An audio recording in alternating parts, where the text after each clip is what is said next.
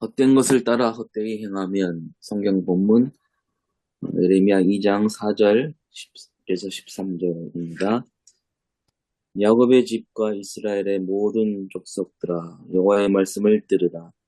나 여호와가 이와 같이 말하노라. 너희 조상들이 내게서 무슨 불의함을 보았기에 나를 멀리하고 가서 헛된 것을 따라 헛되이 행하였느냐. 그들이 우리를 애굽 땅에서 인도하여 내시고 광야 곧 사막과 구덩이 땅, 건조하고 사망의 그늘진 땅, 사람이 그곳으로 다니지 아니하고 그곳에 사람이 거주하지 아니하는 땅을 우리가 통과하게 하시던 여호와께서 어디 계시냐 하고 말하지 아니하였도다. 내가 너희를 기름진 땅에 인도하여 그것의 열매와 그것의 아름다운 것을 먹게 하였거늘 너희가 이리로 들어와서는 내 땅을 더럽히고 내 기업을 역겨운 곳으로 만들었으며 제사장들은 여호와께서 어디 계시냐 말하지 아니하였으며 율법을 다투는 자들은 나를 알지 못하며 관리들도 나에게 반역하며 선지자들은 바알의 이름으로 예언하고 무익한 것들을 따랐느니라. 그러므로 내가 다시 싸우고 너희 자손들과도 싸우리라. 여호와의 말씀이니라. 너희는 깃딘 섬들에 건너가 보며 게달에도 사람을 보내 이 같은 일이 있었는지를 자세히 살펴보라. 어느 나라가 그들의 신들을 신 아닌 것과 바꾼 일이 있느냐. 그러나 나의 백성은 그의 영광을 무익한 것과 바꾸었도다. 너 하늘아 이 일로 말미암아 놀랄지어다. 심히 떨지어다. 두려워할지어다.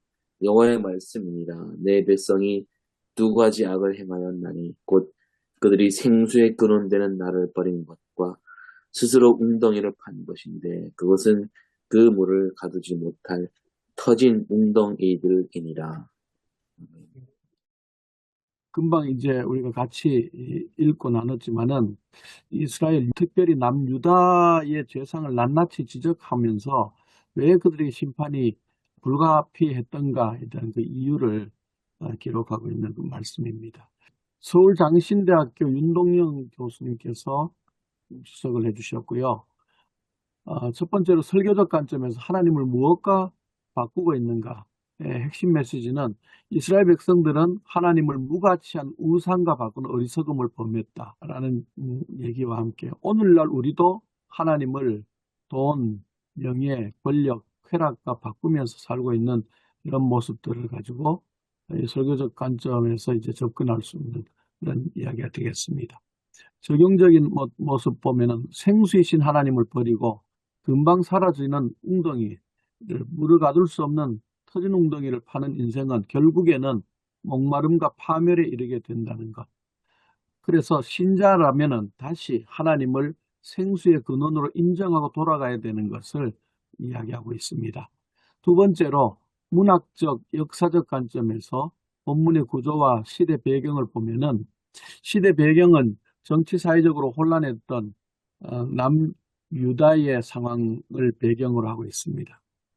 본문 구조를 보면은 오늘 본문에서 4절로부터 13절까지 말씀을 보게 되면은 4절에서 하나님의 소송 도입, 왜 이 이스라엘 백성들, 하나님 백성들이 이런 이제 심판이 불가피한가에 대한 이런 소송에 대한 말씀을 하고 있고 5절, 6절은 조상들의 우상 숭배의 모습들도 기록하고 7절, 8절에서 후손들의 타락, 결국에는 약속의 땅을 더럽히고 또 지도자들의 무능 이런 어떤 모습들까지도 같이 이야기하고 있습니다. 9절로 11절 말씀에서 하나님의 질책, 다른 민족들도 한번 찾아봐라. 신을 바꾸는 그런 백성들이 어디에 있느냐. 이런 이제 이야기를 하고 있습니다. 12절, 13절 말씀에서 하나님의 탄식, 생수의 근원을 버리고 쓸모없는 웅덩이를 파는 그 모습들 가운데서 하나님의 탄식이 있습니다. 문학 형식으로는 소송 양식의 모습을 띠고 있습니다. 하나님이 언약을 어긴 백성들에게 재판을 제기하시는 낱낱이 따지는 이제 이런 어떤 모습을 보게 됩니다. 세 번째로 신학적, 묵상적 관점에서 보면 하나님의 마음과 백성들의 배신에 대한 말씀입니다. 하나님의 은혜의 망각, 한 이스라엘 백성들. 하나님은 이스라엘을 애굽에서 구출하고 광야에서도 보호해 주셨고 약속의 땅 가나안으로 인도하여 주셨지만은 이스라엘 백성들은 이를 잊고 하나님을 찾지도 않고 세상에 몰두하는 그러한 이야기를 하고 있습니다. 지도자들의 타락까지도 더해지고 제사장들은 하나님을 찾지 않고 율법 교사는 하나님을 알지 못하는 그런 율법의 해석을 하고 있고 지도자들 또 정의 없이 백성을 압제하는 모습들, 예언자들은 바알의 이름으로 거짓 예언을 하는 이런 모습들, 총체적인 난국의 모습들입니다. 배신의 본질은 하나님의 영광을 헛된 우상과 바꾼 이것이 문제였다라는 거죠. 그래서 생수의 근원을 하나님을 버리고 물이 새는 터진 웅덩이를 판. 그래서 그 결과로는 정체성이 상실되어지고 공동체가 파괴되어지고 결국에는 하나님의 심판이 초래되었다는 것을 고발하고 있습니다. 네 번째로 심판과 회개의 메시지는 설교를 위한 적용 제안인데요. 세 가지를 얘기하고 있습니다. 하나님을 잊은 자는 반드시 멸망한다는 것. 그리고 과거의 역사를 기억하고 회개하라는 것. 돈, 명예, 쾌락이 아닌 세상적인 것이 아닌 하나님이 진정한 생명의 근원이라는 것을 밝히고 있습니다. 뒤에 부분에 보면은 이제 예화 부자 청년에 대한 얘기 잠깐 나오고요. 그래서 결국에는 핵심은 이스라엘은 생수의 근원 대신 하나님을 버리고 물이 새는 웅덩이를 찾고 이것은 곧 오늘날 우리 삶 가운데서도 하나님 대신에 헛된 것을 붙드는 행위와 똑같다. 진정한 생명과 만족은 하나님께 돌아올 때만 주어진다는 것이 오늘 본문의 이야기입니다. 설교는 우리가 같이 하고 있는 강성효 목사님이 하셨는데요. 혹시 서라체 설교 이 말씀하시면서 도입과 모순적인 컨플릭트, 또 컴플리케이션, 갈등 심화, 컨버전, 컨포메이션 이렇게 해가지고 말씀을 이렇게 했더라고요. 첫 번째 보면 도입과 모순적에서 여호와의 말씀을 들으라. 4절로 6절 말씀을 배경으로 해서 선민 유다 백성이 하나님을 배신하고 우상을 따르는 어처구니 없는 선택을 한 상황들에 대한 고발. 하나님께서는 예레미야를 통해 그들의 불의함을 지적하시고 또 하나님은 과거의 구원 역사를 상기시키면서 왜 자신을 버렸는지를 묻고 있는 모습입니다. 그런데 이스라엘 백성들은 마치 하나님을 헌집 버리듯이 버리고 헛된 우상을 쫓았던 그런 모습을 얘기를 하고 있습니다. 두 번째로 이 갈등이 심화되어진 모습은 7절로 8절 말씀을 배경으로 거룩한 땅을 더럽힌 백성에 대해서 말씀을 하시면서 하나님이 주신 가나안 땅에서 풍요를 누리자마자 배신하고 우상 숭배를 하는 이런 모습들, 또 제사장 지도자 예언자들조차도 타락한 이런 모습 가운데서 심판이 불가피했다는 얘기를 하는 거죠. 종교, 정치, 지도층 모두 하나님을 외면하고 사회적 불의를 자행했고 이것은 곧 오늘날 현실과도 연결 지을 수 있다. 오늘날 교회의 또 사회의 타락상을 지적하고 있습니다. 세 번째로 하나님과의 법정 싸움, 9절로 13절 말씀. 하나님은 내가 너희와 싸우리라 선언하시면서 백성들의 죄를 하나하나 고발하는 모습들을 보게 되고 이방 민족들도 신을 바꾸지 않는데 어떻게 이스라엘만 하나님을 버리느냐 이런 이제 질책과 더불어서 하나님께서 하나님의 백성들을 이렇게 말씀하시는 모습을 봅니다. 백성들은 생수의 근원이신 하나님을 버리고 터진 웅덩이를 의지하고 있다. 우상을 섬기는 그 모습을 이야기하고 있고요. 그래서 하나님의 분노는 정당하다. 이것은 이 우상을 섬기는 이방인들도 하지 않는 일이다. 이런 이제 이야기를 하고 있습니다. 마지막 얘기로 회개의 기회와 하나님의 사랑. 그럼에도 불구하고 하나님은 그들을 내 백성이라고 부르고 회개를 촉구하고 있고 또 징계의 목적은 멸망이 아닌 회복과 구원에 있다는 것을 말씀하고 하나님의 구원은 이제 온 인류에게 확장되었고 예수 그리스도를 통한 생명의 길이 열려 있다는 것을 말씀하면서 성령께서 우리와 동행하시며 바른 길을 가도록 인도하고 계시고 그러나 그 선택은 우리가 자유지만 그 책임은 각자의 몫이 될 것이라는 것을 말씀하면서 마치고 있습니다. 네, 이상입니다.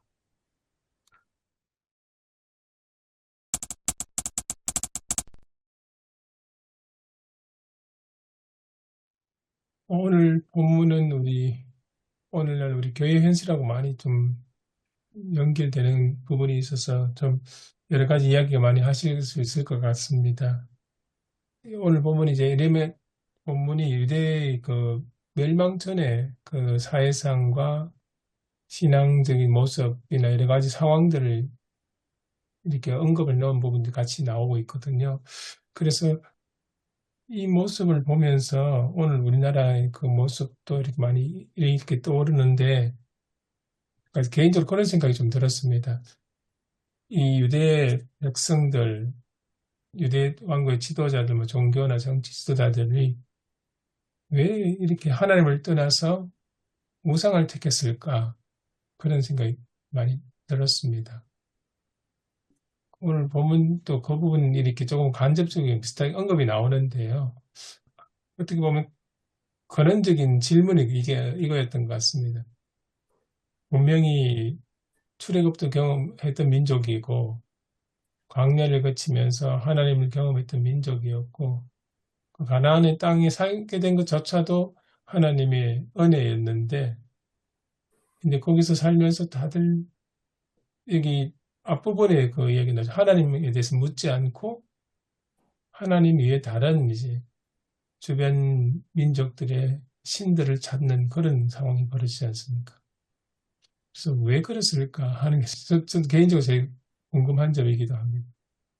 이렇게 오늘 본문을 쭉 읽으면서 어떤 생각이 들었냐면 하나님에 대해서 묻지 않아서 하나님에 대해서 열심히 알려고 하지 않아서 그랬을까 싶기도 하고 아니면 주변 민족이 누리는 그 농경 문화의 그 풍요와 번영을 너무 꿈꾸어서 그런 것일까 싶기도 하고 아니면 뭐 오늘 본문에 나오는 정치와 종교 지도자들이 그들의 권익을 위해서 그것을 누리기 위해서 이방 문화를 도입하게 되는 것인가 그런 생각이 들기도 하고 이것저것 생각이 듭니다. 목사님들께서는 오늘 본문 이렇게 보시면서 그러니까 유대 백성들이 왜 하나님이 아니라 다른 이방신을 선택하게 되었을까? 그렇게 질문해 보신 적이 있으신가요? 근데 이제 그 전에 네, 우리가 저번에 언젠가 한번 나눴던 얘기 같기도 한데요. 뭐 다 아시는 얘기인지 모르겠지만 이스라엘 백성들이 하나님을 버렸다는 말이 아예 하나님을 등지고 다른 신을 섬겼다 이런 뜻은 아니잖아요. 그죠? 네, 그렇죠. 여전히 뭐 절기 때마다 제사하고 율법 책도 늘 갖고 다니고 그러는 가운데 근데 이제 그 하나님을 섬기는 어떤 그 목적 자체가 약간 바뀐 거일 뿐이다 라고 봐야 한다고 나눴던 기억이 있는데 자칫 이제 우리가 얘기하다 보면 뭐 하나님을 섬기는 신앙을 다 완전히 버리고 다른 신을 택했다 이런 게 아니라는 거.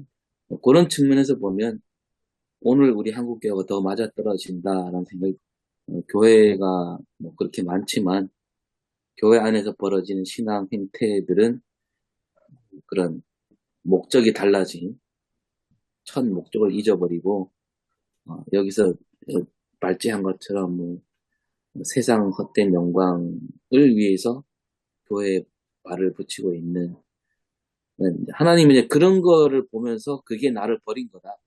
아무리 나를 예배하고 주일에 모인다 해도 그것이 곧 나를 버린 거다. 이렇게 전제를 하고 얘기를 나눠야 되지 않을까 싶습니다. 좀 더 명확해지는 것 같습니다. 그러면. 네. 유대 백성이나 이스라엘, 특히 유대 백성들 쪽에는 예루살렘 성전이 있었기 때문에 그 성전에서는 여전히 제사를 드려지고 하지만 그들의 관심사는 원래 하나님이 주셨던 계명이나 그 출애굽 당시에 맺었던 그 계약에 근거하기보다는 어떻게 보면 하나님도 자기들의 풍요로운 삶을 위해서 하나의 중요한 수단 정도 그렇게 여겨져서 이제 하나님도 섬기고 또 필요하면 옆에 또 강대국의 신도 섬기고 그렇게 이제 혼합한 종교 생활을 했던 것 하는 생각도 많이 듭니다. 그러니까 겉으로 볼 때는 뭐 그냥 하나님을 섬기는 백성인 거죠. 겉으로 볼 때는.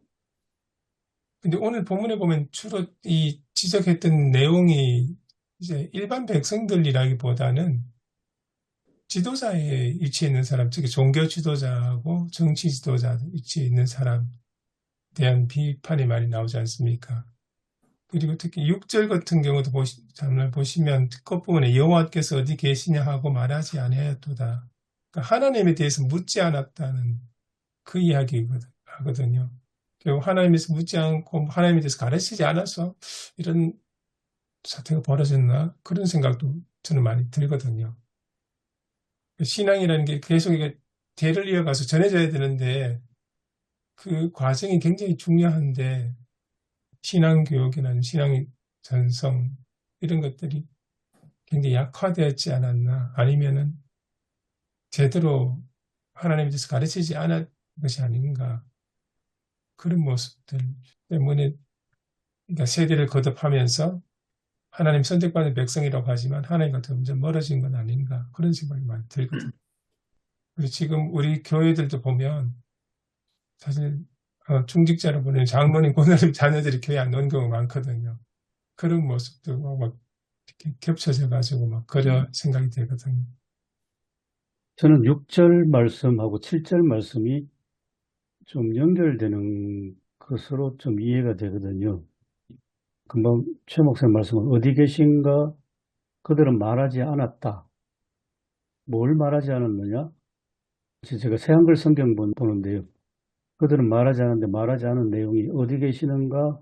우리를 이집트 땅에서 올라오게 하신 여호와께서 어디 계시는가? 그들은 말하지 않았고 또 말하지 않은 것은 우리를 광야, 거칠고 움푹한 땅, 메마르고 캄캄한 땅, 아무도 다니지 않는 땅, 사람이 살지 않는 땅에 이끌어 주신 여호와께서 그 여호와를 말씀하시지 않았다.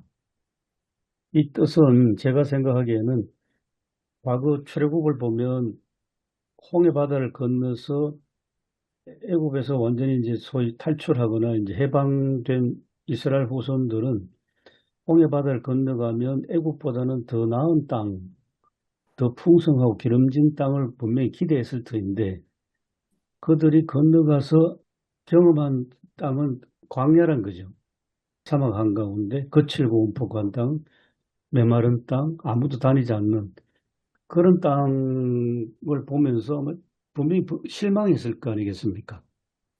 그 실망한 가운데 먹을 거는 만나와 메추라기밖에 없었고 그런 불평도 하고 또 모세를 원망도 하고 그렇게 하다가 시내산에 이르러서 하나님이 10가지 계명을 주신 그거로 봐서는 하나님은 광야에서 철저하게 훈련을 시키셨는데 그러고 나서 이제 레위기 민수기를 지나서 신명기 들어오면서 약속하신 7절의 기름진 땅으로 이끌어 하나님께 인도하시고 좋은 열매를 먹게 했는데 그런데 결과를 보면 하나님을 다 잊어버리고 바알을 따라갔다는 거죠. 여호와 하나님이 아니고. 그래서 8절 말씀 보면 제사장도 여호와께서 어디 계시는가? 그 여호와께서 어디 계시는가 하는 것은 여호와는 광야에 계신다는 뜻 아니겠습니까? 메마른 사막 한가운데 거기에서 만나와 메추라기를 먹여주신 하나님을 계속 신앙하고 그다음에 그 믿음을 전수해 줘야 되는데 이 기름진 땅에 와서 나서부터는 요즘식으로 표현하면 완전히 이제 물신으로 빠져가지고 하나님을 잊어먹었다는 거죠. 그래서 오성일 목사님 말씀하신 것처럼 하나님을 배신했다는 게 뭐 완전히 떠나서 어디론가 딴 데 간 게 아니고 그저 여전히 하나님 나는 잘 믿는다고 그렇게 여기고 있고 제사장들도 그렇고 목자들도 그렇고 예언들도 역시 그런 생각을 하는데 중요한 것은 광야의 하나님에 대해서 한 번도 질문조차 하지 않았다. 저는 이제 그렇게 지금 본문이 이해가 됩니다. 그런데 이제 13절이 저한테는 결론인데 여호와 하나님은 생수의 샘, 이거 좀 만나와 메추라기를 먹여주시는 그 여호와 하나님이신데, 근데 자기들을 위해서 웅덩이를 팠다. 무너져서 물을 담을 수 없는 웅덩이는 결국은 가나안 기름진 땅에서 나는 그러한 풍성한 소득이 지금은 풍성해서 영원하리라고 보이지만 실제로는 무너질 수밖에 없는 웅덩이 아니냐. 하여튼 저는 본문이 그렇게 이해됐습니다.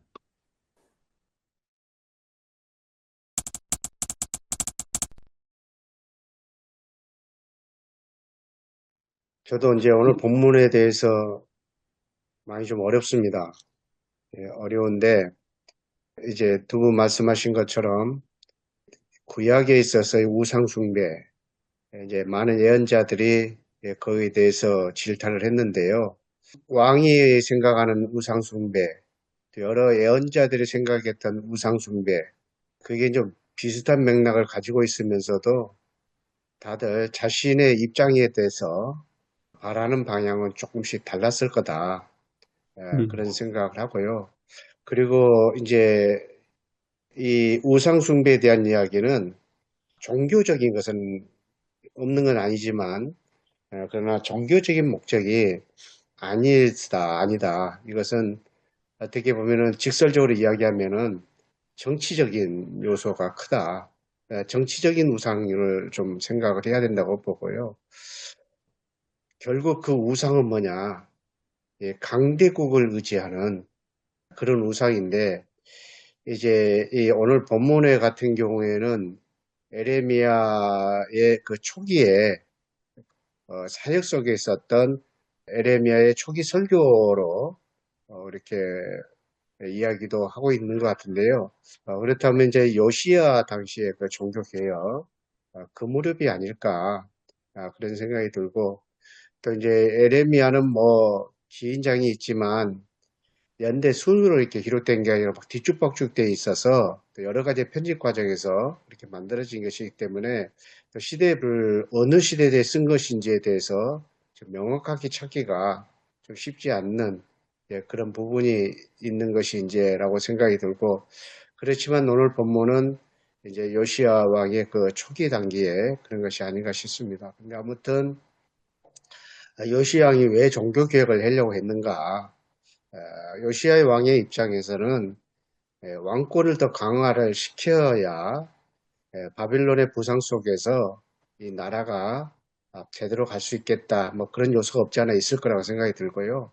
그리고 이제 에레미야의 입장에서의 거기에 대해 편성해서 가고자 하는 목표는 또 그것과는 조금 달랐을 거다. 그렇지만 요시야 왕의 개혁을 지지했을 것이고, 그런데 아무튼 여러 가지 풍성함에 그것들 더 누림에 있어서 아까 교수님도 말씀하셨지만 광야에서 가졌던 하나님과의 관계, 에레미야로서는 이것이 참 중요한데, 당시에는 이제 그 지도층에 있었던 사람들, 오늘 보면 네 가지 요소가 나오잖아요.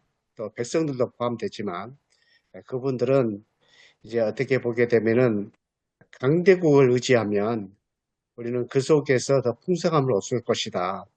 그러한 그 정치적인 배경을 가지고 있었던 것이 아닐까.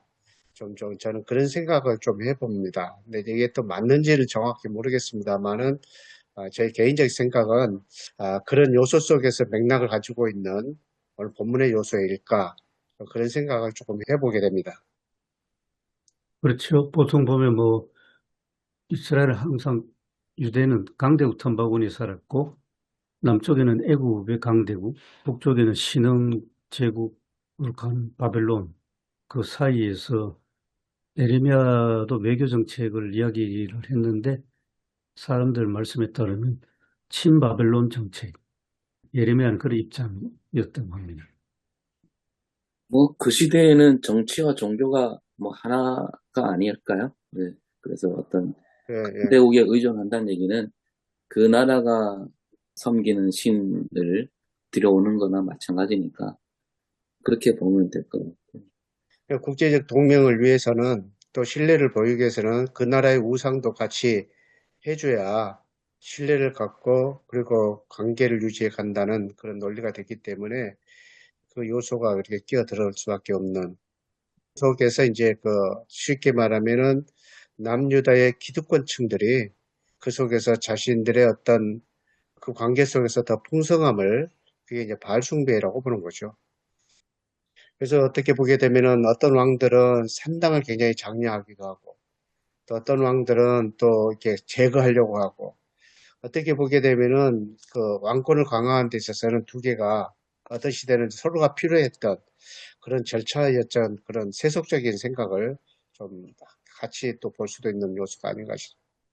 그래서 이 말씀을 그 한국 교회하고 다 연결되기도 하고 우리의 모습을 보여주기도 하긴 하는데 어떻게 보게 되면은 내 자신에 대한 참된 회개가 없이는 또 이 말씀은 애언적인 설교이지만 또 메아리에 불과할 수 있는 그런 메시지가 또 되는 것이 아닌가 그런 생각이 들고 그래서 나에 대한 진짜 고백 그것이 우선적으로 필요해야 되는 그런 또 메시지가 아닌가 그런 생각이 들기도 합니다.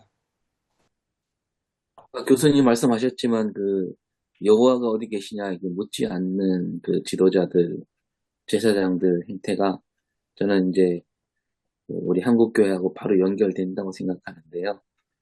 그 목사님들 메시지가 뭐 그런 핑계를 댑니다.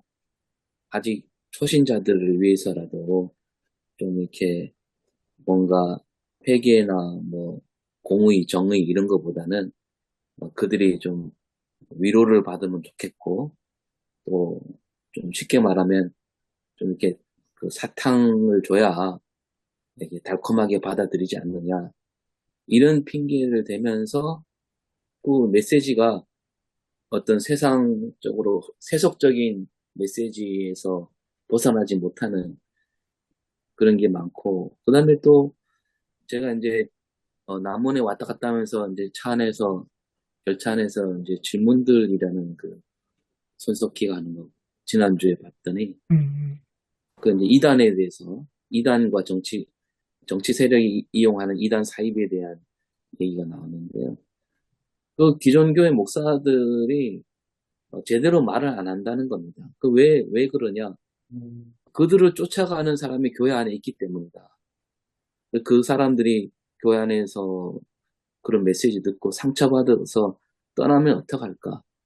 이런 그 염려가 있다는 거죠. 그러니까 그게 이제 우리 한국의 현실이라는 거예요. 그런 사람들이 상처받을까봐 할 말을 제대로 못하고, 저는 그 얘기 들으면서, 그런 상처는 반드시 있어야 되는 거 아닌가. 그런 상처가 두려워서 할 말을 못하고 있는, 그게 지금 이 남유다 상황과 딱 맞물려 떨어진다고 생각하는데, 그러니까 교회 문제는 교회 목사님들의 어떤 문제로 바로 연결된다고 생각합니다. 예, 심각합니다. 오성일 목사님 지금 말씀하신 거를 질문들을 보고 말씀하시는데 저는 실제로 겪었어요. 우리 교단의 큰 교회 목사님들이 극우하고 단절을 진짜 못 합디다. 하셔야 되는데. 큰 교회, 무슨 교회, 우리 교단에서 큰 교회 다 알지 않습니까? 그런 교회 목사님들이 극우하고 단절을 정말 못해요. 이번에 뭐 탄핵 사태도 그렇지만 딴 건 몰라도 법원에 가서 폭동을 일으킨 거에 대해서도 아니 대표쯤 되는 우리 교회 목사님들이 거기에 대해서 정말 목소리 낸 분이 하나도 없잖아요. 없어요. 네. 너무 부끄러운 일이고 이거 참 걱정인 것 같아요. 그 여파가 사실 한국 교회 미래를 짊어지고 갈 소위 인재들이 신학교 아니겠습니까? 네. 신학교에도 학생들이 조금씩 거기에 영향을 받거나 뭐 동아대에 간 학생들이 있는데 그것도 지금 잘 못 잘라내는. 그럼 뭐가 두려운 걸까요? 저는 이게 이제 얘가 조심스럽긴 한데 이제 거슬러 올라가서 전두환 정권 시절에 목사님들이 가서 축복기도 했잖아요. 했죠. 그러면 그때 축복기도 해준 목사님들이 다 굵직굵직한 우리 한국교회 대표되는 목사님들인데, 그 목사님들은 전두환 실체를 몰라서, 그냥 깜깜이라서 그냥 그 전두환이 좋은 대통령인 줄 알고 가서 기도를 했을까요? 그렇게 안 보이거든요. 뻔히 보이잖아요. 진짜 나쁜 사람이란 걸 알면서도 가갖고 축복 기도해주고, 그거는 정말 이해가 안 되는, 뭐 무서울 수도 있겠죠. 근데 저는 사실은 그때 이미 굵직굵직한 교회 목사님들은 세계적으로 알려져 있고, 거기서 전두환한테 맞선다 해갖고 전두환이 함부로 할 수 없는 그런 자리에 있는 분들 아닌가요? 근데도 거기 가서 머리를 축복을 해준다는 거는 그런 전통이 지금까지 이어지고 있지 않나 그런 생각이 듭니다. 그때 그 당시에 우리 모든 사람이 다 존경하는 목사님이 80년대죠. 예, 예언자적인 설교를 해서는 안 된다고 했어요. 이제 그 말씀은 제가 이야기로는 구약 성경에서 본문 예언서를 가지고 설교하면 안 된다는 그 말씀이죠. 왜 그랬습니까? 물어보니까 신학생들이 물으니까 그, 그 예언서는 이스라엘 나라 이야기고 우리나라는 뭐 국민 전체가 그 기독교인이 아니지 않냐. 음,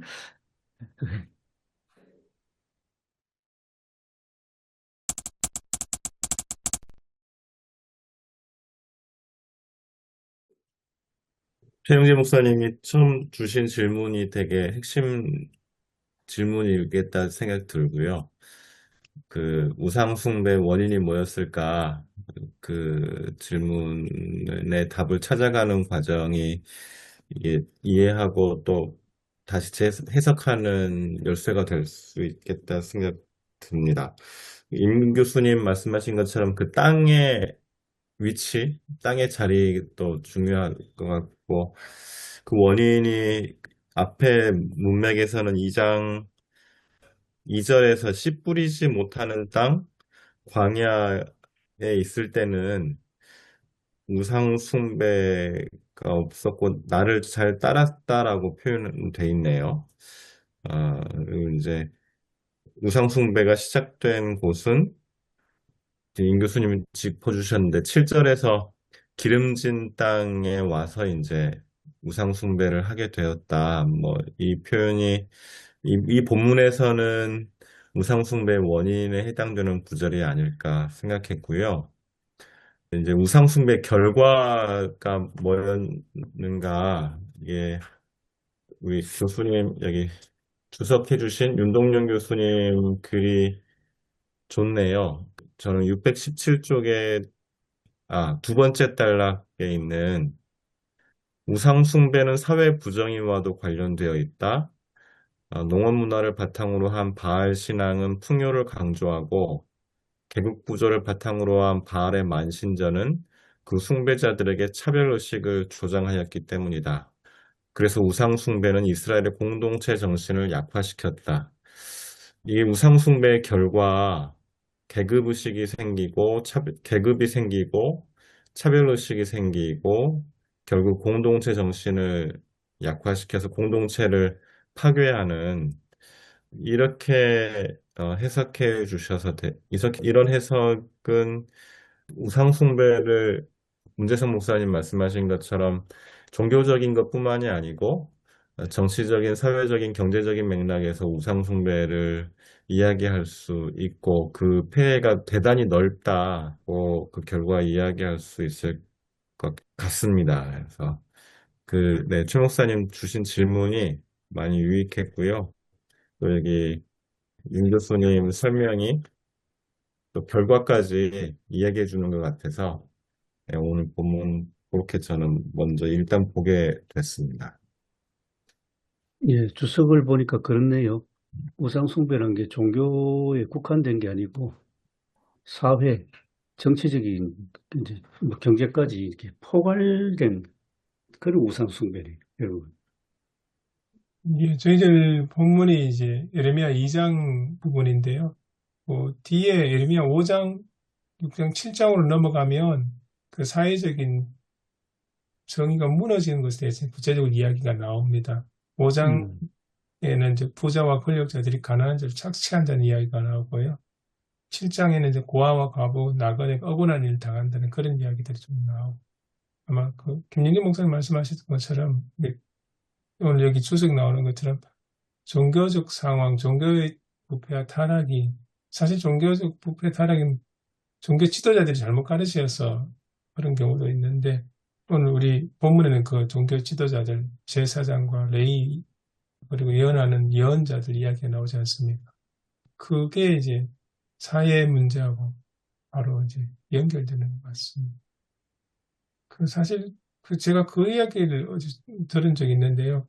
고대 건동의 이방 종교하고 하나님과의 가장 큰 차이점은 이제 제물을 드릴 때 예를 들면 고대 건동에 있는 많은 우상들은 많은 제물을 드리는 것에 강조점을 두었다고 합니다. 그러니까 많은 제물, 큰 제물을 드리는 것이 이제 신을 잘 섬긴다 했는데 하나님 신앙에서는 많은 제물이 아니고 그 제물이 어떤 과정을 거쳐서 하나님께 오게 되었는지, 그 제물이 정당하게 노력해서 자기가 노력해서 받았는지 아니면 누군가를 착취해서 빼앗아서 가져온 건지, 하나님은 제물뿐만 아니고 제물 드리는 사람의 그 삶까지도 같이 연결시켜가지고 그렇게 본다는 그 점이 이제 고대 건동의 이방 종교와 하나님 신앙하고 큰 차이라고 그런 얘기 들은 적이 있거든요. 그게 저는 이제 공감이 되는 게 그 창세기에 나오는 가인과 아벨의 그 제사도 이 문제하고 연결된다고 생각이 되거든요.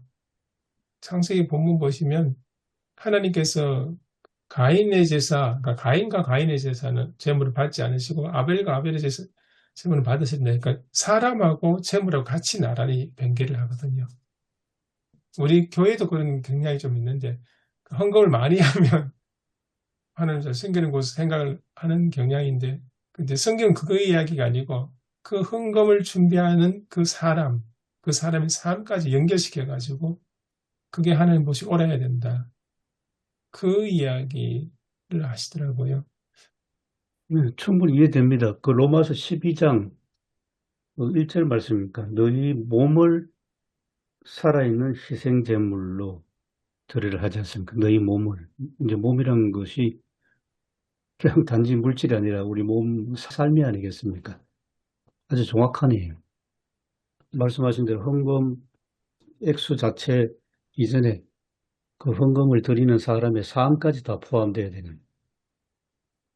헌금을 투자로 생각하는 사람이 많죠. 11조를 미리 더 들여갖고 그만큼 하나님이 벌게 해줄 거다.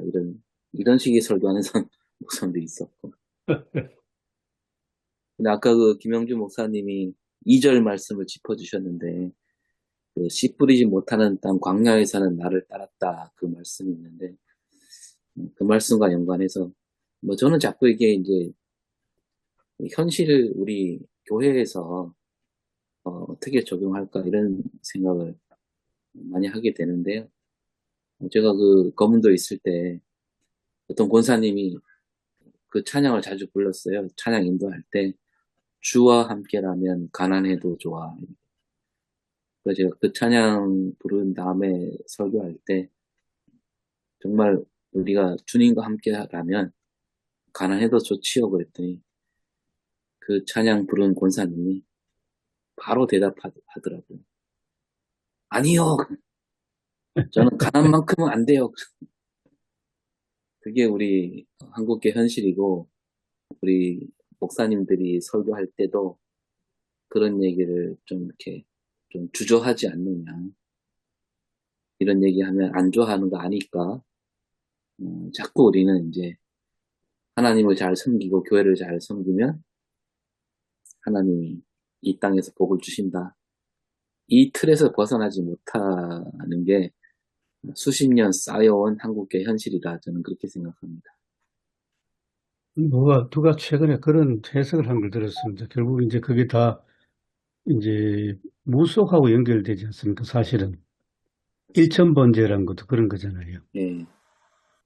참 어떤 목사님 어처구니 없는 말 했는데 하나님 나한테 까불면 죽어 하는 그 말이 사람들이 동의하는 사람도 있는데 동의하는 사람들은 하나님께 열심히 기도하고 헌금을 1,000번째 드리면 하나님이 나한테 어마어마한 것을 안겨준다는 기도하면 내가 요구하면 다 하나님 들어준다는 그런 어리광 섞인 그런 걸로 받아들인다면 하나님 나한테 까불면 죽어 하는 말도 그 사람들이 용납한다는 그 이야기입니다. 무속하고 관련된. 그래서 참 심각하구나.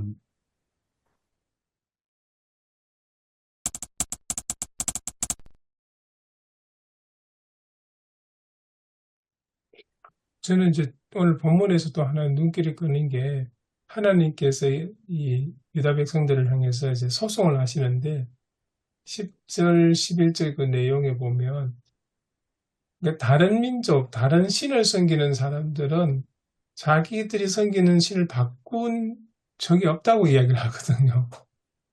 그 10절에 보면 기띔섬이 이제 지중해 쪽에 있는 그 서쪽 지역을 이야기하고 그다음에 게달은 이제 동쪽을 이야기하고 동서 어디를 가든지 민족들이 섬기는 신을 바꾼 적이 없다. 그런 적이 있냐. 그런데 왜 유대 백성들은 다른 신을 섬기고 그렇게 하냐.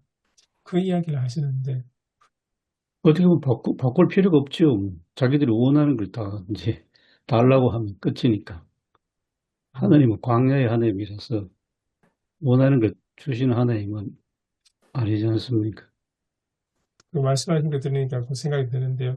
제 개인적으로는 그런 생각이 좀 든 게 하나님의 관심은 자기 백성의 풍요가 아니고 하나님의 말씀을 따라 거룩한 백성이 되는 것이 초점인 것 같아요. 근데 이스라엘 백성과 유대 백성은 가나안에 들어가 보니까 이미 발달된 농경 문화 사회지 않습니까? 그 풍요롭고 발달된 문화가 부러웠지 않았을까? 그래서 자신들도 그런 걸 누리고 싶어 하지 않았을까? 그러다 보니까 하나님의 말씀과 하나님께서 하셨던 것하고는 다른 방향으로 나간 건 아닐까? 그런 생각이 들었습니다. 풍요냐, 말씀이냐, 이 사이에서 갈림길에서 이제 풍요 쪽을 택해서 나간 것이 아닌가. 그런 생각만 좀 들었습니다. 이게 어떤 것하고 연결되냐 하면 그 주기도문의 기도도 사실은 풍요를 이야기하는 게 아니고 날마다 일용할 양식을 하나님 주신 것을 구하면서 살아가는 거잖아요. 그러니까 풍요하고는 다른 관점이 그런 모습들 보면서 유대 백성들은 그 기로에 서 있어서 이제 풍요를 택한 것 같다는 생각이 많이 들었습니다. 한국 교회가 구구를 끊어내지 못하는 것, 또 목사님 말씀하신 그 전두환을 축복한 것, 이것도 풍요하고 연결되는 거 아닌가도 싶고요. 그럴 것 같아요. 예. 돈과 연결된 거 아닌가. 또 헌금도 이야기해 주셨는데 그냥 혼자 그냥 든 생각은 그러면 목사들이 누가 헌금하는지 모르게 이렇게 법적으로 정책적으로 만들면 할 말을 할 수 있지 않나? 그 생각도 그냥 네. 목회와 경영을 함께 하니까 그 목회자로서의 설교도 이렇게 주저하게 되는 그런 사달이 생기나 혼자 그냥 방금 문득 해봤고요. 우상이 이제 영어로 이제 아이돌 이렇게 쓰잖아요. 근데 그게 이데올로기와 같은 어원이라고 제가 알고 있는데요.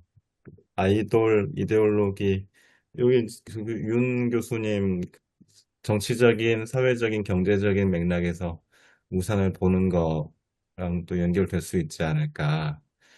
아마 한경직 실명을 거론해도 될지 모르겠는데 한경직 목사님이 70년대 여튼 전두환 때까지 80 초반에 우리 지금 한국 사회 정의 민주화 중요하지만 공산주의를 막는 게 더 우선한 가치다. 뭐 이런 얘기를 하신 걸로 제가 아는데요. 기억하는데요.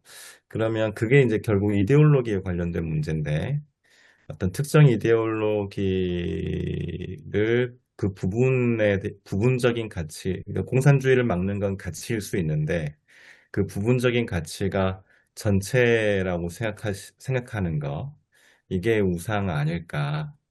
저는 그냥 제 속에서 그냥 시원하게, 그냥 솔직하게 말한다면, 뭐, 극우와 단절하지 못하는 거, 또 어떤 독재자에 대해 뭐 타협하는 거, 특정한 이데올로기를 강조하는 거, 이런 거 다 우상숭배라고 평가해야 되지 않을까. 그 생각도 좀 하게 됩니다. 근데 한국 교회를 좀 되돌아보면요. 한 1960년대 초중반부터 경제개발 5개년 계획에서 그 경제개발 드라이브를 그렇지 않습니까? 그러니까 이제 보릿고개 넘어가고 우리도 한번 잘 살아보세. 새벽종이 울렸네. 우리 저 어릴 때 기억납니다. 그 새마을 만들기 운동 그렇게 했는데 근데 참 묘하게 65년부터 민족 복음화 운동을 전개하면서 거기에 한경직 목사하고 미국 빌리그레엄 목사하고 함께 합니다. 그 민족 복음화 운동 처음에는 한국에서 하케말란 한경직 두 사람이 이제 선두더라고요. 그래도 그게 에큐메니칼 운동이라서 17개 교단의 카톨릭도 같이 동참을 합니다. 민족 복음화 운동이. 그러면서 그게 전성을 이뤄가는 게 73년 빌리그레엄 와서 여의도 집회, 74년 CCC 대학생 집회 이런 거 하면서 한국 교회가 막 뭐 엄청나게 좀 양쪽으로 불어났는데 이게 우리나라 경제 개발과 더불어서 경제 부흥하고 교회 부흥도 부흥이라는 이름으로 교인 숫자가 늘어나고 그리고 재정이 늘어나니까 이제 예배당 짓기엔 엄청 이제 바쁘지요. 그런데 이게 전국 모든 교회가 그렇게 소위 성장 부흥한 것이 아니고 특정 지역에 국한됐는데 대도시, 산업화되는 도시만 국한되고 특별히 서울이 그렇지 않습니까? 이제 그런 역사를 돌이켜보면 소위 경제 성장과 더불어 교회 성장이 같이 나가면서 교회가 소위 성장에 앞장서서 서울 중심으로 성장되고 이게 대형 교회가 되고 몇몇 두드러진 교회들이 있죠. 사실 뭐 좀 거론하기 좀 거북스러운데 천호동에 있는 광성교회 또 어디입니까? 신사동에 있는 소망교회 또 옆에 있는 광림교회 이런 것들은 서울이 확장되면서 엄청난 대형 교회가 되지 않습니까? 그러면서 이제 교회가 그 다음 단계는 부유화되고 권력화되고 평신도들도 부자가 되니까 중산층 이상 교회들이 막 생겨나고 이제 그때부터는 소위 이제 두 개로 나눠지지 않습니까? 민중교회냐 부자교회냐. 대체로 대형화돼 가는 교회들은 설교할 때 본문을 예언서를 거의 안 씁니다. 예언서 사용하지 않는 걸 보면. 반대로 농어촌 교회는 뭐 형편에서 쪼그라지지 않습니까? 농어촌 교회들이 다 모짜리들인데 교인들이 다 이제 산업화에 교육을 따라 문화를 따라 뭐 경제를 따라 대도시 서울로 다 떠나는 바람에 농어산촌 교회들은 다 허물어질 정도 된 이게 지금 고쳐져야 하는 그런 큰 과제인 것 같습니다. 교수님 말씀대로 큰 교회들, 대형 교회들이 거기서 정말 아주 폭발적인 성장을 이뤘는데 그걸 가리켜 그 목사들은 겸양적으로 하나님 은혜다 그렇게 얘기하면서 속으로는 자기 능력이다 이렇게 생각도 하겠지요. 근데 그게 하나님 은혜 측면도 있겠지만 하나님 은혜만이 아니라 교수님 말씀대로 그런 모든 사회 정치적인 그런 상황이 다 맞물려서 그렇게 클 수 있었던 거지. 만약에 그걸 하나님 은혜로만 한다면 정말 시골 구석에 가갖고 교회를 세워서 그 정도 교회를 이뤘다 그러면 그거야말로 진짜 하나님 은혜 아니겠습니까? 그렇게 봐야지 저는 이제 그런 얘기를 자주 하는데, 그 예수님께서 깊은 데로 가서 그물을 던져라 그랬는데, 깊은 데라는 말이 물고기 많은 데 가서 골라서 그물을 던져라 이런 뜻이 아니라, 그 어부들은 물고기 많은 데를 다 알잖아요. 아는데 예수님이 말씀하신 대로 가서 거기서 복음을 전해야 된다. 이렇게 생각한다면 물고기 많은 데로 큰 도시로 가서 가기보다는 좀 물고기가 전혀 없을 수도 있는 시골, 농어촌 이런 데 가야 되지 않은가. 특히 자기 스스로 역량이 뛰어나다고 생각하는 목사님들이 우리 한국교회 현실에서 더 거기에 우리 힘을 쏟으면 어떨까 그런 생각이 듭니다. 또 교회 때문에 지방으로 사람들이 오게 되는 그런 걸 좀 봤으면 좋겠습니다. 그런 예가 있었죠. 한 예로 우리 박동현 목사님, 예, 예, 여러 가지 담아서 자기는 경상도 대구 출신으로서 광주에 대해서 엄청난 빚을 졌으니까 그 나주를 선택하고 서울 중앙에 있지 않고 변방으로 간다 해서 또 나주를 선택하고, 그래서 많은 사람들이 어떤 찬사와 존경도 받았는데 또 비판도 많이 받고 양 두 글 다 있었습니다.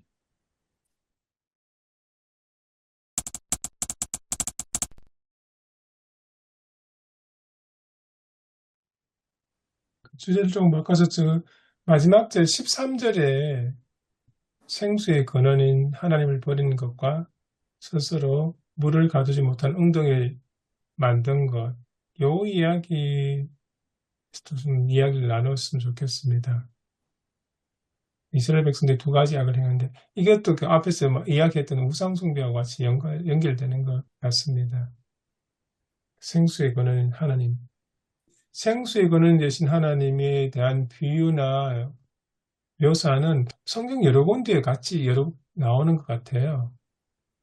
에스겔서에도 보면 에스겔서 17장에 보면 그 에스겔의 환상 중에 예루살렘 성전에 가는데 그 성전에 가만히 보니까 성전 문지방에서 물이 흘러 내려오고 그게 나중에 흘러가서 큰 강물이 이루고 강물이 이르는 곳마다 좌우에는 과일 나무들이 생기고 물에는 고기들이 번성하고 그 강물이 나중에 바다까지 가서 바다가 돼서 살아난다는 그런 묘사가 있거든요. 근데 이게 요한계시록에도 똑같은 그 묘사가 있더라고요. 요한계시록 22장 마지막에도 하나님과 어린 양의 보호자로부터 생명수의 강이 흘러나온다는 것. 그래서 강 좌우편에 생명나무가 있고 뭐 이런 묘사들. 결국은 이제 생수의 권한이 하나님으로부터 흘러나온다는 그 이야기가 이제 성경 군데군데 있는 것 같습니다. 근데 이제 오늘 본문에는 그것을 이제 유대 백성들이 잊어버리고 결국 물을 얻기 위해서 자기들이 웅덩이를 팠는데 그 웅덩이는 물을 가두지 못한, 계속해서 생수를 공급받지 못하는 그런 웅덩이, 그리고 쓸모없는 웅덩이를 팠다. 그 이야기를 비판하시거든요. 이 부분에 저는 평소에 굉장히 이게 너무너무 소중하고 정말 중요하다고 이제 보고 있거든요. 예, 지금 여러 본문들을 말씀하셨는데 제가 이해하는 가장 핵심적인 부분은 요한복음 4장, 예수님이 수가 성인의 여성을 만났을 때에 우물 곁에서 이제 대화를 나누고 여인이 이제 고백하게 이제 야곱과 그 조상들이 우리에게 준 우물이다. 우물이 샘이 깊다. 근데 예수님 대답이 이 물을 마시는 자가 다시 목마른데 내가 주는 물을 마시는 자는 영원히 목마르지 않는다. 생수 이야기가 나오지 않습니다. 그래서 제가 유학하던 기간에 자기들 유럽 독일 교회를 비판하는 목사님은 그런 이야기 했습니다. 결국 이 야곱의 우물은 오늘날 유럽 기독교를 이야기하는 것 같다. 왜냐하면 전통이 깊으니까요. 여기서는 생수가 안 나온다는 거죠. 그래서 그 설교하시는 목사님이 그럼 우리가 어디로 갈 거냐? 예수가 주는 물을 마셔야 된다. 굉장히 은유적인 설교를 하셨는데 저는 그때 그 설교를 들으면서 굉장히 크게 좀 깨달은 바가 있습니다. 그래서 이제 이게 저한테 이해되는 것은 저한테 굉장히 중요한 이야기인데요. 성경이 뭐냐 하는 질문으로 제가 갔습니다. 성경이 뭐냐? 성경은 그냥 우리가 경건한 사람들이 성경을 읽고 그다음에 그 읽으면서 이해하는 책으로 혹은 학자들은 연구하는 책으로 이해하는데 제가 배운 블룸하르트는 성경은 오늘 본문 그대로입니다. 13절처럼 성경 안에 생수의 샘이 솟아 나온다. 성경 안에 있는 사람들도 이 생수의 샘을 마셨고 근데 지금 우리도 성경을 읽을 때 그냥 성경을 읽는 것이 아니라 그 성경 안에서 솟아나오는 생수의 샘을 마셔야 된다. 제가 이제 블룸하르트한테 배운 겁니다. 그래서 저한테는 이 요한복음 4장 예수님 말씀, 내가 주는 물을 마시는 자는 영원히 목마르지 않는다. 이거 오늘 예레미야 본문 말씀, 이게 다 이제 저한테는 이제 같이 좀 통하는 말씀으로 저는 성경을 그리 이해합니다. 성경은 읽고 그냥 이해하고 해석하는 책이 아니라는 거예요.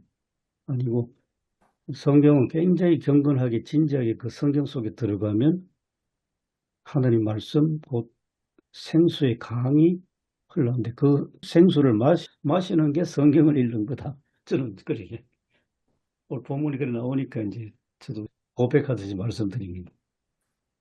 그래서 웅덩이 얘기할 때 그 물을 가두지 못한다라는 말이 그 물이 생수를 얘기하는 걸로 보면 되겠습니까?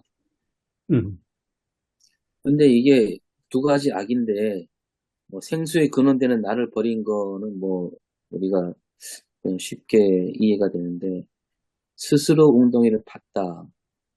이건 어떤 악으로 봐야 되는가? 스스로 팠기 때문에 악인가? 아니면 웅덩이를 판 게 악인가? 아니면 웅덩이를 팠는데 터지는 웅덩이이기 때문에 악인가? 그 부분은 어떻게 봐야 될까요? 한글 성경은 생수의 샘이 나를 버리고 자신들을 위해서 스스로 우물을 팠다. 웅덩이를 팠다. 그리고 그 웅덩이는 무너져서 물을 담을 수 없는 웅덩이다. 본문은 그렇게 하습니다.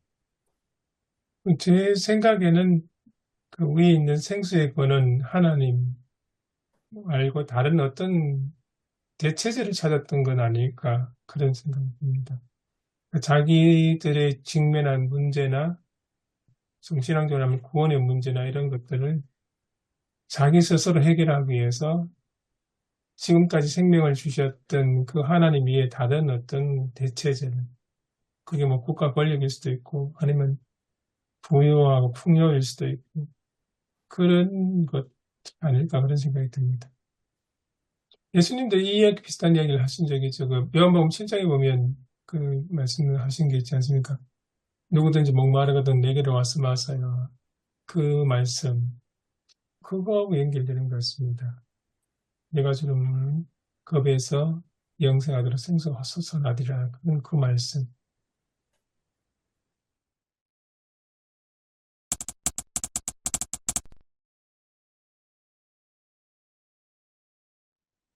아까 13절 뭐 두 가지 악 얘기들도 하셨는데 이스라엘 두 가지 죄를 일단 생수의 샘을 버린 것, 그러니까 하나님을 떠나는 것, 그리고 두 번째가 아까 오모 목사님도 터진 웅덩이 얘기했는데 우리가 헛된 것을 붙잡는 삶이 두 번째 죄가 아닌가라고 생각을 합니다. 그래서 나는 과연 무엇을 짊어지고 있는가? 진짜 생수의 근원이신 예수 그리스도를 붙잡고 있는 건지 아니면 터지는 웅덩이, 세상이 주는 만족을 지금 붙잡고 있는 건지. 그래서 이제 이렇게 두 가지를 잡고 성도들에게 그렇게 설교하려고 하거든요. 그러니까 두 가지 죄를 이야기하면서 나는 지금 과연 예수 그리스도를 붙잡고 있는 건지 아니면 세상이 주는 만족을 좀 붙잡고 있는 건지 거기에 좀 초점을 잡아서 설교를 할까 좀 준비하고 있습니다. 저도 마지막 그 13절의 그 포커스를 맞추면서 생수의 근원이신 하나님을 찾자. 결국은 이스라엘 백성들이 무엇으로 자신들의 갈증을 채웠는가. 또 그러면서 오늘 우리 한국교회와 또 우리는 또 무엇으로 갈증을 채웠는가? 아까 우리 김영준 목사님이 617쪽에 우상 숭배하면서 사회 부정의, 그다음에 풍요, 우상 숭배 이런 것들이 이제 이스라엘을 갈증을 채웠고, 또 한국 교회도 이와 별반 다르지 않고, 그럼 하나님을 버리고 무가치한 것을 택한 이스라엘. 또 오늘 우리도 하나님을 버리고, 그러니까 버린다는 것은 뭐 어떤 대체잖아요. 그죠? 하나님 대신 하나님을 섬기면서도 다른 것으로 채워지는 것이 아니다. 최근에 부산의 대형교회 목사님이 이제 뭐 구속이 되는데, 참 많은 사람들이 특히 이제 정치권에서는 뭐 교회 이렇게 핍박이다. 사실 그건 핍박이 아니라 오히려 하나님의 영광을 가리기 때문에 당연히 구속이 되는 건데, 거기에 대해서 굉장히 한국 교회는 오히려 교회 핍박이다 하고 오히려 바른 소리 내지 못하는 거 있고, 그렇다면 이제 생수일꾼을 버리고 토진 웅덩이가 뭔가, 아까 우리 그 최 목사님 약간 언급을 해 주셨는데, 어찌 보면 권력일 수도 있고 또 물질일 수도 있고, 생수의 근원이 들어와 가지고 정말 우리 스스로 계속 변화해야 되는데 갇혀 가지고 권력 쌓고 부를 쌓고, 오히려 이것이 하나님의 축복이다. 결국은 잘못된 그런 신앙생활을 하게 만드는 반복이 되는데, 그래서 생수의 근원 대신 하나님을 찾으면서 좀 바른 신앙생활을 해야 되지 않나, 그렇게 설교 포커스를 맞춰가야 되겠다 생각이 듭니다. 사실 오늘 말씀이 그 예언자적인 관점의 설교지면서도 참 굉장히 참 이걸 어떻게 포커스 맞출까 참 고민이 많이 돼요, 보니까. 예, 쉽지 않으실 것 같아요. 어젯밤에 좀 MZ세대에 관심이 계속 있고 관련돼서 연구를 하고 있는 어젯밤에 8교회 시대의 MZ세대들이 추구하는 마이크로 처치라는 논문을 읽었습니다. 그래서 오늘 본문하고 좀 연관을 억지로 짓자고 보면, 제가 이제 박사 논문을 쓸 때 청년들의 탈교의 가나 현상을 연구했었는데, 두 부류거든요. 보통은 이제 극우의 아주 극보수 쪽은 교회에 와라, 교회 안 오는 너희들이 잘못이다. 다른 한쪽은 극좌로서 그들을 편들어주면서 리버럴한 대안을 제시하지만 교회론이 굉장히 허술한 그런 이제 대안들이 있었는데, 저는 이제 그 둘을 조화시키면서 통전적인 대안을 냈었는데, 오늘의 이제 탈교회 현상 가운데에는 이제 여러 뭐 사회 문화적 요인이 있겠지만, 교회의 본질인 교회의 교회됨의 모습을 보지 못하고, 그러니까 오늘 본문처럼 교회인데 안에 들어와 봤더니 물질을, 권력을, 힘을 이제 쫓는 그런 모습에 실망하여서 나가지 않았나. 근데 오히려 지금 시대에 이제 청년들이나 많은 교회를 떠난 이들이 찾는 진짜 교회의 모습은 오늘 그 13절의 말씀에 반대되는, 아까 말씀하셨던 요한복음 7장 말씀에 성도들 개개인 안에 정말 하나님을 갈망하고 주님을 쫓으면서 그 안에 배의 생수의 강이 흘러나오는 모습. 그러니까 돈과 명예와 어떤 것이 아니라 하나님 자체 주시는 생수의 생명의 근원이 흘러나오는 모습. 에스겔 47장과 요한계시록 말씀에 나오는 생수의 강이 흘러나오는 모습. 근데 그런 모습이 보이는 교회란 또 메가 처치가 아니라 마이크로 처치인 작은 교회와 같은 교회 본질이 살아있는 그런 교회를 정말 찾고 있는 것은 아닐까.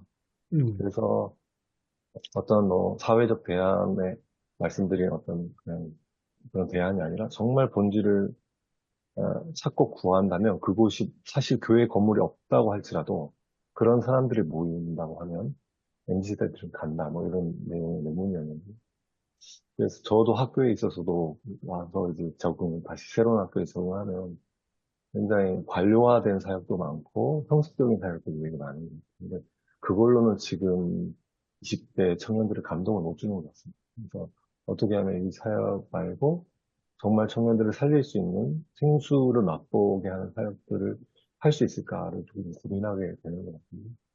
그래서 예, 메가 처치가 아니라 정말 마이크로 처치, 작은 교회지만 하나님의 생수와 생명을 맛볼 수 있는 교회를 세워가야 하지 않을까 하는 그런 생각이 드는 것 같습니다. 그리고 박 목사님 말씀에 제가 크게 이제 동의를 이제 하는데요. 요즘 이렇게 흘러가는 이제 경향을 보면 과거 지난날 교회 성장 시대에는 목사님 한 사람이 담임 목사 혹은 위임 목사로서 굉장히 많은 교인들에게 이제 설교를 통해서 좋은 말로는 하나님 말씀인데 그 은연중에 권력화됐지 않습니까? 무소불위의 절대 권력화되고 그렇게 되니까 그 다음 나오는 것은 교인들을 청중으로 알고 엄청나게 동원을 많이 했거든요. 모든 교회가 다 그런 건 아니지만 동원하고 권력을 휘두르고 이래 되니까 쉽게 정치 권력들도 그 앞에 가서 머리를 조아리고 이제 그런 교회는 오늘 본문 말씀 13절처럼 물을 담을 수 없는 그런 웅덩이 교회가 아닌가. 그럼 어떤 교회 해야 되냐? 정말 생수가 터져나오는 하나님 말씀에 생수가 터져나오는 교회가 되는데 근데 저는 분명히 하나의 징표 심볼을 봤습니다. 이번 계엄 이후에 여의도에 수많은 젊은 사람들, 특히 여성들이 모였을 때 각자 자기 응원봉 들고 나왔거든요. 각자는 다 다양한데 다른데 그런데 목표는 하나, 응원봉. 이 빛의 혁명이라고 하는데 이걸 목사님들이 굉장히 유심히 봐야 된다. 뭐 살아가는 이 속에 다 다르지만은 하나의 공통점 묶을 수 있다면 생수를 갈급하는 시대인가. 그래서 이 교회가 나아가야 할 세길은 결코 지금 한국 교회들이 과거에 아직도 막 성장 시대에 사로잡혀가지고 그쪽 부흥 어게인 이야기를 많이 하는데 결코 돌아갈 수는 없다는 생각이 제 생각입니다. 이제는 분명히 서울을 떠나 시골로도 많이 찾아갈 거라는 그런 기대를 해봅니다. 그런 점에서. 저는 이제 오늘 본문에서 무엇이 더 중요한가를 다시 한번 던져주는 질문이 아닌가 그런 생각을 해봅니다. 어떤 풍성함, 풍요함, 국제관계라든지 강대국, 뭐 여기서 올 수 있는 또 경제 성장, 번영, 이 경제적인 부분은 결코 간과할 수 없는 또 중요한 부분이기도 하지만 그럼에도 불구하고 무엇이 더 중요한지 그것을 다시 한번 질문을 던져주는 그런 본문이 아닌가 생각을 하고 그래서 우리의 삶 속에서 기본적인 생활의 모습들 다 중요하고 없어서는 안 될 것이지만 그러나 그것이 전부가 아니라 더 무엇이 중요한지를 그래서 이제 그것이 바로 광야이고 또 하나님과의 신혼이고 이제 그런 것을 대해서 좀 찾아가야 되는 그런 말씀이 아닌가 저는 좀 그렇게 좀 고민해 보고 있습니다.